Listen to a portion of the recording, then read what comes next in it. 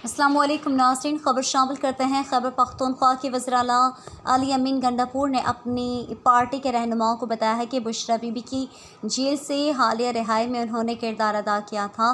PTI ज़राए ने दी news को बताया है कि गंडापुर को मालूम था कि बुशरा बीबी को किसी और केस में गिरफ़्तार नहीं किया जाएगा।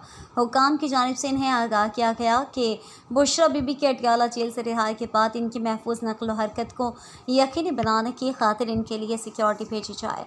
इन ज़राए का कहना है कि गंडापुर को बताया गया था कि बुशरा बीबी को जेल में रखने के लिए किसी और केस में गिरफ़्तार नहीं किया जाएगा। ताहम ये मालूम नहीं कि जिन लोगों ने वज़ीर आला खैबर पख्तूनख्वा से रब्ता करके बुशरा बीबी की रिहाई का बताया था उनको गंडापुर ने कोई यकीन दहानी कराई है या नहीं।